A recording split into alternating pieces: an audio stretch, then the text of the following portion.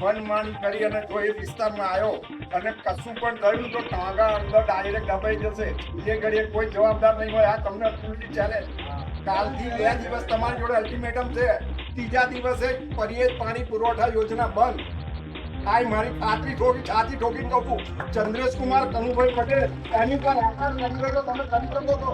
આ મીડિયાના સમજ કહું છું, કોઈ બીજાની અંદર નહીં કહેતો. એટલે મહેરબાની કરી તમારી ઓથોરિટી છે. તમે એક તો બાજુ કહો નર્મદા, એક બાજુ કહો તો મહી સિંચાઈ યોજના. એટલે અમારે તાલીઓ પાડવાની એમ હાથ કર્યો ને. અમારે કોઈ રોટેશન નહીં જોતું. અમારે તો પાણી જોઈએ. અમે હવે ભૂખ્યા થયા છે. પાણી નહીં મળે તો અમે ગમે તે અનશને કરીશું અને મારવાનું હશે તો મારવા પણ બેસીશું. સરકાર જેને જે કામ કરે મારે કહીશું માનીશ નહીં કરા. બે રસ્તા છે. અરે એમની જોડે છો ને સરકાર આખી દોડતી થઈ જાય. ભાઈ હત્યાવીમાં નહીં આવ્યા બધા. હત્યાવીમાં ભીખ માંગવા તમારા લોકો કેવું પડશે કે જોજો પેલાનો અહીંયા આગળ આમ છે. એ ઘડે અમે કહીશું કે તમે કઈ બાજુ આવશે. ચીમકી કહો કે કહો ધમકી, સિંચાઈના પાણી માટે ખેડા જિલ્લા ભાજપના પૂર્વ ઉપપ્રમુખ ચંદ્રેશ પટેલનો જોવા મળ્યો આક્રમક અંદાજ.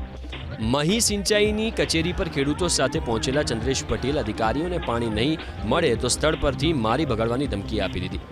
એટલું જ નહીં, નર્મદા કે મહી સિંચાઈનું પાણી નહીં મળે તો કાઠિયાવાડને પીવાનું પાણી પૂરું પાડતી પરિયેજ પાણી પુરવઠા યોજનાને વચ્ચેથી બંધ કરવાની ચીમકી ઉચ્ચારી. મહી કેનાલમાં પાણી બંધ કરાતા માતર, સોજિત્રા, તારાપુર અને ખંભાતના ખેડૂતોને હાલાકી ભોગવવી પડી રહી છે. ચંદ્રેશ પટેલનું કહેવું છે કે સાંસદ, ધારાસભ્ય અને અધિકારીઓને વારંવાર રજૂઆત બાદ પણ કેનાલમાં પાણી નથી છોડાતું. તો અહીંયા આગળ મહી સિંચાઈ યોજનાની અંદર એક અધિકારી કે અમે ફાઇલ ચલાવીએ છીએ, બીજો અધિકારી કે અહીંયા આગળ અમારું માનતા નહીં. તો એના કારણે અમે અત્યારે સરકારને એક જ ચીમકી આપવાયેલા છે કે જો તમારે નર્મદાનું પાણી ના આપવું હોય કે મહી સિંચાઈમાંથી નહીં આપવું તો અમે પરિયેજ પાણી પુરવઠા યોજના કાઠિયાવાડમાં પાણી જતું અટકાવવાની અમારી પણ તાકાત છે. જો અમારા ઘર આગળ રહી પાણી જતું હશે તો અમે એ પાણીને બંધ કરીને અમે ડાયવર્ટ કરીને અમે અમારા વિસ્તારમાં ખેડૂતોની માટે અમે આંદોલન કરીએ છીએ અને ખેડૂતોને માટે આ પાણી પૂરું પાડવા માટેનું અમે તૈયારી છે.